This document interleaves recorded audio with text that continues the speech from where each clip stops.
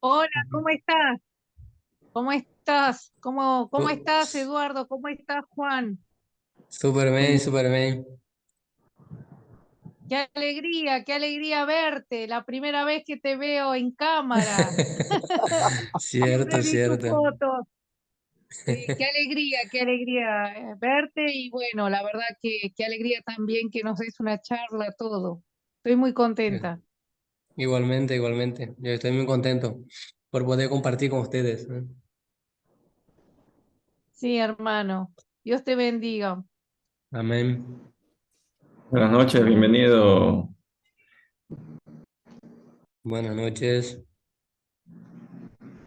Entonces Miguel, uno de los administradores también aquí del grupo, hermano, Miguel Gárate. Qué bueno, qué bueno. Él se encarga de todo lo técnico, ¿sí? Hay un gran equipo trabajando, ¿eh? Esto es Y muy ahí bueno. está, así es, uno de pastoral, otro de tecnología y Valeria nos ayuda un poco en las relaciones públicas. O sea, estamos en Qué bueno. equipo, buen trabajo, ¿sí? Sí.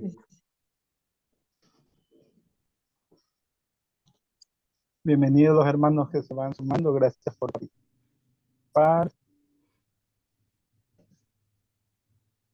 ¿En qué ciudad vive usted, hermano? Yo estoy en una ciudad que se llama Tres Pasos. Tres Está a Pasos. 40 minutos de la frontera con Argentina, en Porto Ah, Soberbio. ya, muy bien. Sí. Qué bueno, qué bueno. Yo creí que estaba cerca de las grandes ciudades de Brasil. No, no. Estoy lejos de todo. A nosotros nos Qué queda bueno. más cerca ya Argentina que ya a las grandes ciudades de Ya. Brasil. Hermano Pues Eduardo, Valeria, algo perdona que le podemos moleste. ¿Sí hacer. puede probar un ratito el compartir alguna diapositiva? ¿O no va a trabajar con diapositiva? No, no, no, no voy a trabajar con diapositiva. Ah, ok, ok, listo, gracias. Ujú.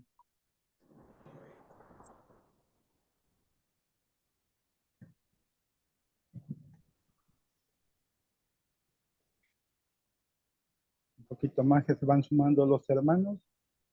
Hoy tenemos aquí en el programa con enfoque católico, hecho con mucho cariño para todos ustedes. Nosotros somos de Guayaquil, Ecuador, pero hay hermanos de toda América y algunos hermanos de Europa también. Así que les damos la bienvenida a todos. Gracias por participar con nosotros. Este grupo es de oración, pero alguna vez que otra, una vez a la semana, lo abrimos para charlas, ¿no? Para charlas de formación sobre nuestra iglesia y también sobre temas de nuestra comunidad, temas importantes, ¿sí? No solo lo que conlleva propiamente temas eclesiales, sino también temas familiares, de psicología, de medicina, de, de, de muchos otros temas importantes para la comunidad. Y hoy nos acompaña el hermano Eduardo de Brito Barreto de la Fraternidad San Pablo Apóstol en Brasil, ¿sí? Él nos va a compartir el tema momentos de oración y espiritualidad.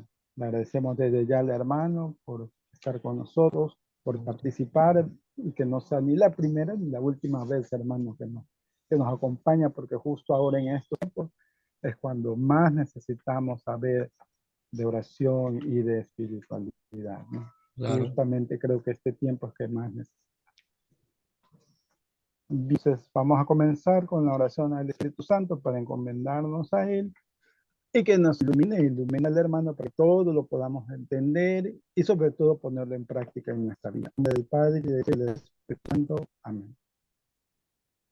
Ven Espíritu Santo, llena los corazones de tus fieles y Tus enciende en fieles, encienden el fuego. el fuego. Envía tu Espíritu, Señor, y todo será creado y renovarás la faz de la tierra. Oremos, oh Dios, que llenaste los corazones de tus fieles con la luz del Espíritu Santo, concédenos que, guiados por el mismo Espíritu, sintamos con rectitud y gocemos siempre de su divino consuelo. Por Jesucristo nuestro Señor. Amén. Amén. En el nombre del Padre y del Hijo y del Espíritu Santo. Amén. Amén. Muchas gracias, hermanos, por conectarse. Gracias por compartir este espacio. Hermano Eduardo, adelante. Al final, hasta terminado 40 minutos, hay que volver a conectarse con el mismo link, ¿sí? Al final, creo habrá un espacio para preguntas, entonces todos lo pueden hacer, ¿no? Y tengan apagados los micrófonos como los tiene ahora. Gracias, hermano, adelante. Bueno, muchas gracias por la invitación y por la confianza, ¿no? Como dijo el hermano, yo soy el hermano Eduardo de Brito, de la Fraternidad San Pablo Apóstol.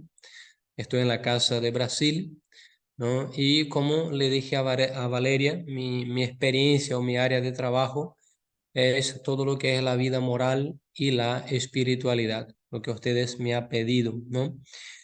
Eh, bueno, el tema, como ustedes lo han visto, es momentos de oración y espiritualidad.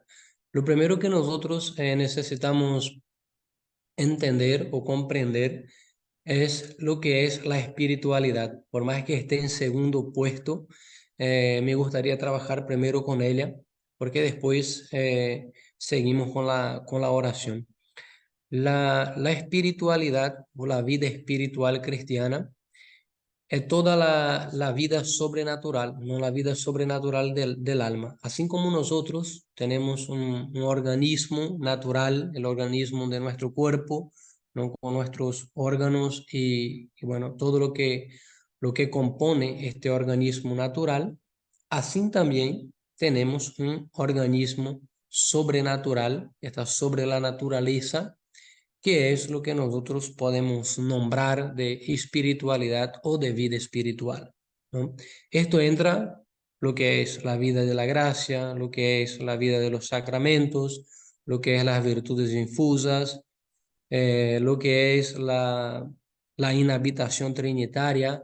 Todo esto va componiendo este organismo, que es el organismo sobrenatural, la vida espiritual, ¿no? La espiritualidad, por decirlo así. Y el combustible, por decirlo, de este organismo es lo que viene a ser la vida de oración. Lembrando que, o recordando, que en la vida espiritual hay otros tantos medios de alimentar esta espiritualidad que no es propiamente lo que nosotros conocemos como oración, ¿no? Está el ayuno, eh, está las mortificaciones, pero siempre debe estar sostenida por la oración, ¿no? San Alfonso María de Ligorio, doctor de la Iglesia, doctor moralista de la Iglesia, escribe un libro que se llama La oración, ¿no? Y a este libro, él dice que San Alfonso escribió más de 100 libros, ¿no? Y este libro le dice que es el más precioso, el más valioso. Y sin este, él no escribiría los demás. O sea, sin la vida de oración, él estaría incapacitado de escribir los demás libros, ¿no? La iglesia no ha cansado de incentivar y de demostrar a los laicos la necesidad de la vida de oración, ¿no? Yo voy a leer un pequeño trecho, una parte de este libro de San Alfonso que dice: la oración es la elevación del alma a Dios, ¿sí? O sea, la manera, el medio por el cual nosotros elevamos nuestra alma hasta Dios. Por eso que dice San Alfonso que aquel que reza se salva y aquel que no reza ciertamente o muy probablemente se condena, ¿no? Porque es el medio por el cual nosotros elevamos el alma hacia Dios, ¿no? Ahora, en este elevarse el alma a Dios, ¿sí? Nosotros podemos pensar, por ejemplo, en muchas oraciones que nosotros hacemos y no pasamos por esta elevación, ¿no? Y no elevamos el alma a Dios. O porque estamos haciendo una oración de una manera monótona, ¿no? repitiendo sin conciencia de lo que estamos haciendo, o porque no estamos teniendo de hecho el corazón puesto en la presencia de Dios en este momento de oración que estamos haciendo, ¿no? Después dice un complemento de Santo Tomás: la oración es la elevación del alma y del corazón a Dios para adorarle, darle gracia y pedir lo que nosotros necesitamos. O sea, ¿para qué rezamos? Para adorar, dar gracias a Dios por lo que tenemos y pedir lo que necesitamos. O sea, es un medio perfecto para que nosotros cumplamos con el fin para el cual fuimos hechos, ¿no? El hombre, dice San Ignacio de Loyola, el hombre fue hecho para conocer, amar y servir a Dios. Y con esto salva su alma, ¿no? Y con esto salva su alma. Entonces, la oración nos ayuda o nos apunta el medio perfecto para que nosotros podamos alcanzar este fin, ¿no? Adorar a Dios. Conocer, amar, servir. Ahí está el adorar a Dios. Da gracias por lo que tenemos y pedir lo que necesitamos. Ahora, hay tres maneras de hacer oración que los grandes maestros de la vida espiritual han identificado, ¿no? Que es la oración vocal, la oración mental y la oración personal. La oración vocal es la que nosotros conocemos y la que 80% de los cristianos lo hace, ¿no? Lo practica, que es las oraciones vocales que nosotros conocemos: el Padre Nuestro, la Ave María, el rezo del Santo Rosario, que son oraciones buenas, aprobadas por la Iglesia, muy preciosas, o otras oraciones espontáneas que nosotros podemos realizar con, con el uso de la voz, ¿no? Oración vocal. La oración mental es la oración que nosotros hacemos por medio de una meditación, ¿no? Nosotros, ¿cómo podemos hacer la oración mental? Por ejemplo, pensando en nuestros pecados para no volver a hacerlo, ¿sí? Pensando en nuestros defectos para no volver a cometerlo, ¿sí? Pensando en nuestras virtudes o en nuestras buenas acciones para volver a realizarlo, ¿sí? Qué sé yo, podemos hacer voy a dar un ejemplo: hacemos un retiro o hacemos un momento de recogimiento y después de hacerlo, hacemos una avaliación y decimos, bueno, esto fue bueno y de entre tantos días o meses o año que viene, volveremos a hacerlo. Esto es por decirlo así, una meditación y una oración mental, porque fue bueno, ¿sí? Sirvió para la gloria de Dios, volvamos a hacerlo. Oración mental. O yo puedo agarrar una pequeña parte de un libro, qué sé yo, el libro más conocido en la historia de la iglesia, que ayuda a la meditación, es la imitación de Cristo. Seguramente ustedes lo conocen, ¿no? Que uno puede leer un pequeño punto de la imitación y de aquello construir su oración, ¿no?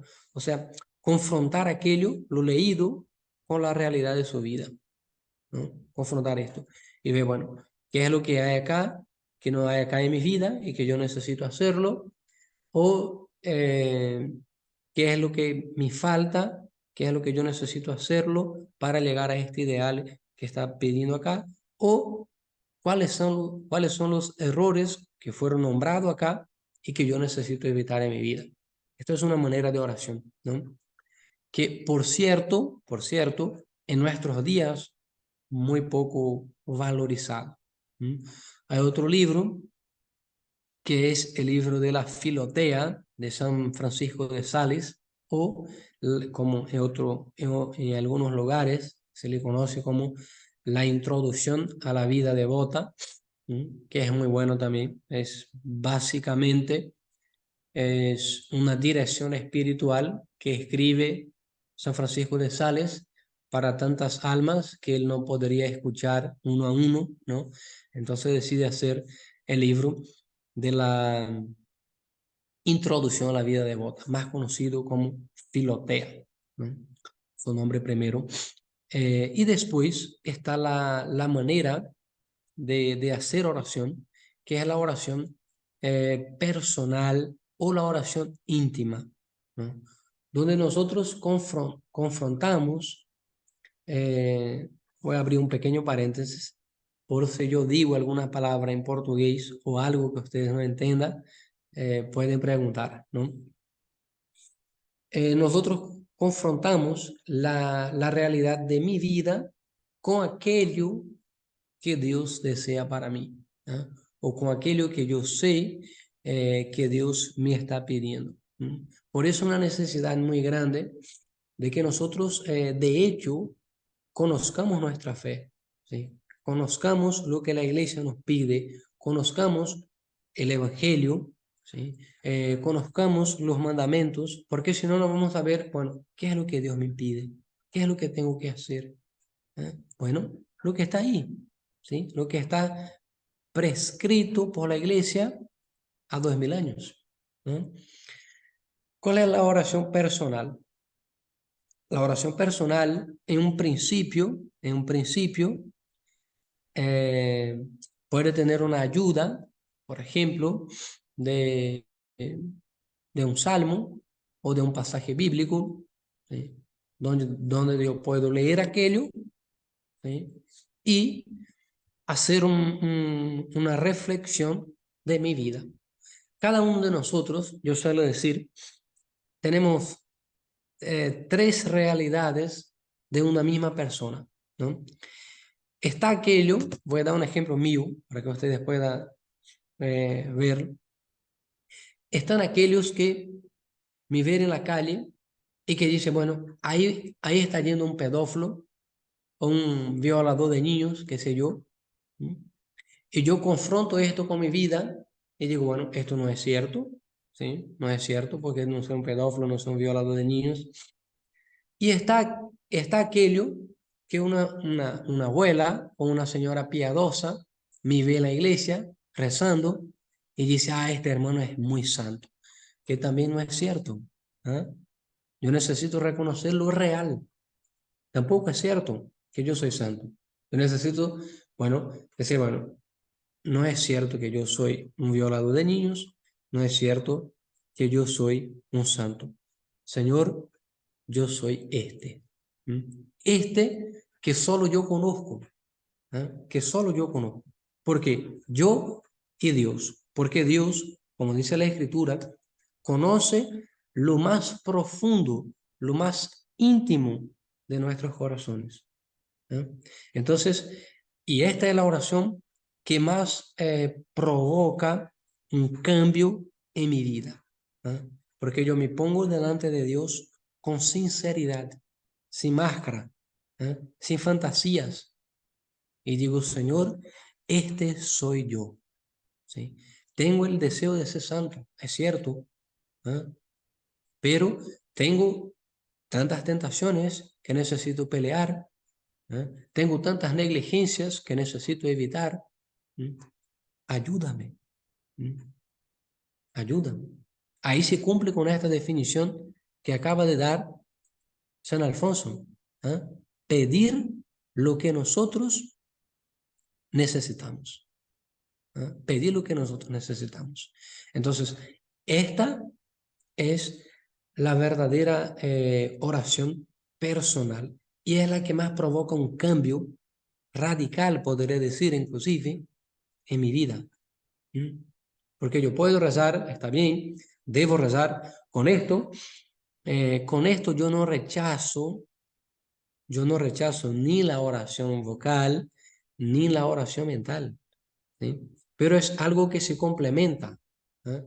Si yo hago solo la oración mental, o perdón, solo la oración vocal y no hago la oración mental o personal, nosotros podemos ver cuántos cristianos, cuántas personas que abandonaron la iglesia después de hacer tanto tiempo de oraciones vocales. ¿Eh? Vocales. ¿Por qué? Porque no interior no trajo esto a su interior. O mejor dicho, no elevó su corazón a esto que recitaba con los labios. Por eso decía el Papa Pablo VI, cuando hablaba de la liturgia de las horas para los sacerdotes, decía a los sacerdotes, que los labios pronuncie aquello que está en el corazón. Aquello que está en el corazón. Nosotros vemos un ejemplo muy perfecto de oración personal. Para mí es uno de los hombres más, después de nuestro Señor Jesucristo, por supuesto, es uno de los hombres más sinceros de la Sagrada Escritura. Es el rey David. Nosotros vemos un ejemplo muy perfecto de la oración personal de David en el Salmo 50. ¿Por qué? ¿Cuándo que David recita el Salmo 50? Después que David provoca la muerte de Urías. David provoca la muerte de Urías, y una vez provocada la muerte de Urías, viene el profeta Natanael, si no me falla la memoria, o no es Natanael. Bueno, no me acuerdo el nombre del profeta. Natán, hermano, Natán. Natán. Sí, viene el profeta Natán y le dice, bueno, en medio de parábola, le cuenta el crimen que había cometido. Él se encoleriza delante del cuento de David, de Natán. Y Natán dice, bueno, esto fuiste vos. Y cuando David cae en cuenta del crimen que hizo, canta el Salmo 50. Misericordia, Dios mío, por tu bondad, por tu inmensa compasión, borra mi culpa. ¿Sí? Y después David va a lo más profundo porque él no para con su naturaleza. Él no para con su naturaleza. Él va a la naturaleza de sus antepasados. Y dice, voy a decir en mis palabras, pero no está así en el Salmo, lleva en consideración que pecador he salido del vientre de mi madre. O sea, ya salí del vientre de mi madre con la mancha del pecado de Adán. ¿Sí? Y por eso Dios tiene misericordia de David. Por la sinceridad que tuvo David delante de su realidad. ¿Por qué nosotros debemos rezar? Si alguno de vosotros falta, dice San Alfonso, de sabiduría, pedísela a Dios, que a todos la da compasivamente y le será otorgada. Y le será otorgada. Recordemos de Salomón, que Dios le dijo lo que él quería pedir. Y Salomón pidió la sabiduría. Y después, con la ayuda y con el auxilio de Dios, pudo hacer, a pesar de sus pecados, porque tuvo muchas concubinas, a pesar de sus pecados, pudo hacer grandes obras. Pudo hacer grandes obras. La oración es el único medio para conseguir la ayuda divina necesaria para la salvación eterna, porque es el medio por el cual nosotros entramos en contacto con Dios. Podemos, y es la pregunta de muchos, de muchos cristianos, ¿para qué le voy a pedir si Dios sabe lo que necesito? ¿Para qué le voy a pedir si Dios sabe lo que necesito? Dios sabe lo que necesita, lo que necesitamos, pero quiso dispensar por este medio, quiso darnos por este medio. Pensemos en la historia de... me olvidé el nombre, de este que estaba lleno de lepras y, y vino hasta Eliseo, ¿sí? Y Eliseo le dijo, bueno, bajar a bañar 7 veces, ni salió a recibirle, a bañar 7 veces en el río, y se enojó. Se enojó porque Eliseo no salió a recibirle, a operar un milagro porque estaba lleno de lepras. Y después su esclavo dijo, bueno, pero ya está acá. ¿De qué te gusta? ¿Qué te gusta que bajes y que te bañes? ¿Sí? Bueno, hizo caso al esclavo, bajó, se bañó y dice la escritura, cuando terminó de dar el 7º mergullo, su piel se quedó como la piel de un bebé recién nacido. Como la piel de un bebé recién nacido. Dios ya lo tenía esta gracia para dar a este. Por supuesto que sí, ya lo tenía. Pero quiso dar por este medio. O nosotros podemos contemplar en la vida de nuestro Señor, ¿sí? ¿Cuántas veces nuestro Señor concede un milagro y dice, tu fe te ha curado? Tu fe te ha curado. En números, con Nicodemo, ¿no? Con este que era ciego, ¿sí? Que cura la ceguera que tenía, y lo dijo, tu fe te ha curado. ¿Sí? Tu fe te ha curado. La hemorroísa, la que perdía sangre, ya hacía 12 años, tocó en la orla del manto de nuestro Señor y se quedó curada. Y la fe te ha curado. Aquella que tenía una hija con 12 años que estaba enferma y vino hasta nuestro Señor y le pidió, y nuestro Señor dijo, no es justo dar a los perros a lo que es debido de los hijos. Y la mujer dice, es cierto, Señor, tenés razón, pero los perros comen lo que cae de las mesas de sus dueños. Y nuestro Señor le concede y además dice, grande es tu fe.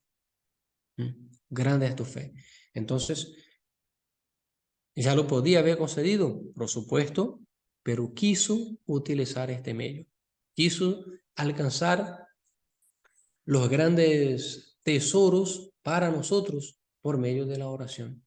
Además de esto, además de la conveniencia de que nosotros tenemos, podría decir, de beneficio personal para enriquecer nuestra vida de virtudes, de dones, de gracias, además de esto, la oración es un escudo contra el demonio, ¿eh?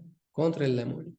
Nuestro Señor, cuando sube para rezar en el huerto de los olivos, la noche que se acerca la pasión, o la noche que empieza la pasión, dice a los discípulos, vigilad y orad. Y en otro pasaje lo dice lo mismo, vigilad y orad para no caer en la tentación. Entonces, la oración es un escudo para defendernos contra las tentaciones y las acechanzas del demonio. Dice San Alfonso que las personas que se han condenado, se condenaron porque no rezaron. Y las personas que se salvaron porque rezaron. Se salvaron porque rezaron. Entonces la vida de oración es fundamental dentro de este compuesto que es la espiritualidad.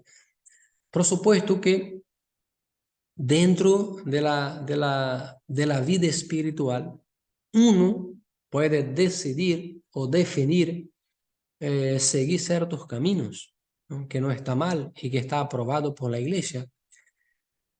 Podríamos pensar en la espiritualidad de San Juan de la Cruz, por ejemplo, donde le hace las divisiones de la noche oscura, ¿sí? Y de la subida al Monte Carmelo, donde uno con la fuerza de la oración va avanzando en la montaña, o sea, en la cercanía a Dios, y va abandonando, va dejando esta vida natural. Cuando nosotros rezamos, nosotros nos asemejamos a Dios, ¿no? Nos asemejamos a Dios. Cuando ¿eh? Los discípulos no sabían rezar, ¿eh? No sabían rezar. ¿Y qué es lo que pide nuestro Señor? Señor, enséñanos a orar, enséñanos a rezar. Y nuestro Señor enseña el Padre Nuestro. La oración es una acción, es un acto o un diálogo en primer paso del Padre para con el Hijo. Para con el Hijo. Nosotros podemos pegar en el principio, en el Génesis.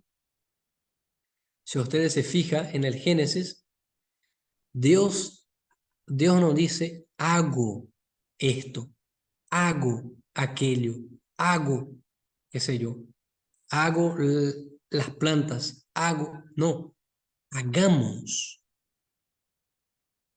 A más de una persona. Hay un diálogo y esta es la oración.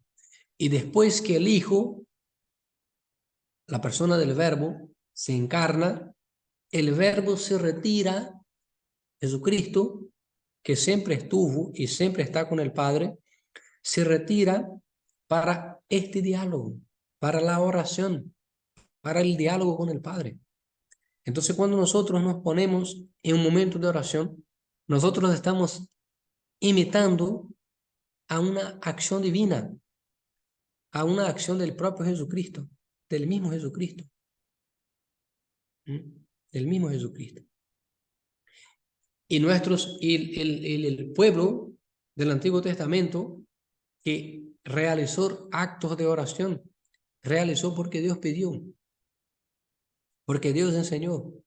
¿Eh? Hay una pasaje de la Sagrada Escritura que describe perfectamente la oración personal, ¿eh? Que está en el libro de Samuel, capítulo 1, versículo 1, siguientes, que es la oración de Ana, la mamá de Samuel. Ana, que no podía tener hijo, y se va al templo para ofrecer el sacrificio, y la concubina de su esposo ya tenía 2 hijos, y siempre, bueno, era una gran humillación para Ana no poder tener hijo. Entonces Ana entra en el Santo de los Santos, como era permitido una vez al año, para un instante, un pequeño momento de oración, delante del Santo Santoro, el Santo de los Santos. Ana se va y empieza a llorar, ¿sí? Y a balbucear la oración. Entonces el sacerdote Elí viene y dice a Ana, creyendo que Ana estaba bébada, estaba borracha, dice, ¿hasta cuándo estará en esta embriaguez? ¿Hasta cuándo estará borracha? Y Ana dice, yo no estoy borracha. Yo rasgué mi corazón delante de Dios. ¿Sí? Rasgué mi corazón delante de Dios. Este es el ejemplo perfectísimo de la oración personal. Es rasgar el corazón delante de Dios. Es poner delante de Dios aquello que nosotros somos. Aquello que nosotros somos. Y pedir el auxilio para poder combatir las acechanzas del demonio. Para poder combatir las acechanzas del demonio. Esto uno. El primero es nos acercar a Dios, hacer acciones semejantes a las acciones de Jesucristo. Segundo, defendernos o rechazar las tentaciones y las acechanzas del demonio. Y el segundo fin, que acá mismo lo dice, en la definición que da San Alfonso, lo dice, pedir lo que nosotros necesitamos. Porque nosotros somos débiles. Podemos reconocer nuestra debilidad y nuestra necesidad de mejorar. De mejorar. Nadie es tan bueno que no pueda mejorar un poco más. Y tenemos el ejemplo de la Virgen Santísima, que ya era santa, ya era pura, inmaculada, pero que igual rezaba. No sé si ustedes, hay muchos lugares que tienen la costumbre de sonar la campana las 6 de la mañana, al mediodía y las 6 de la tarde. ¿Para qué se suena esa campana? O la hora, y que es acompañada de la oración del ángelus, el ángel del Señor anunciador a María. ¿Por qué que la iglesia reza esta oración? Y en estas horas, para homenajear a la Virgen, porque las 6 de la mañana, al mediodía y a las 6 de la tarde eran los horarios que los judíos rezaban. Eran los horarios que los judíos rezaban. Y la iglesia cree, con mucha piedad, que cuando el ángel apareció a la Virgen estaba rezando. La Virgen estaba recitando los salmos. Entonces, por esto se reza la oración del ángelus. Ahora en Pascua se reza la oración del Reina de los cielos. Alégrate, aleluya. ¿Por qué? Para homenajear la oración que hacía la Virgen. Pero la Virgen ya era perfecta, ya era toda santa, toda pura. Podríamos decir, o podríamos... ¿Alguien preguntó algo? Ya, hermano, no avisar que cuando se acabe este espacio entramos con el mismo link, ¿sí? Nada más. Ah, bueno. ¿Falta poco para terminar? Seguro ha de faltar poco, ¿sí? Pero siga, Ah, siga. bueno, pero... Bueno, está bien. Entonces, la Virgen, podríamos pensar que la Virgen no necesita, no le hacía falta rezar, porque ya era santa, ya era perfecta. Pero nadie es tan perfecto que no puede perfeccionar un poco más. La Santísima Virgen, como dice la Iglesia, él elegó en un grado máximo de lo que puede llegar a la naturaleza humana. Por esto la Iglesia lo define que nadie fue ni puede ser más santo que la Virgen, porque la Virgen alcanzó el máximo grado permitido por la naturaleza humana. Permitido por la naturaleza humana, llegando inclusive a superar a los ángeles en su perfección. Pero esto por la oración. Por la oración. Entonces nosotros lo que hacemos con la oración es, en otras palabras, buscar la unión con Dios. Buscar la unión con Dios. Es lo que nosotros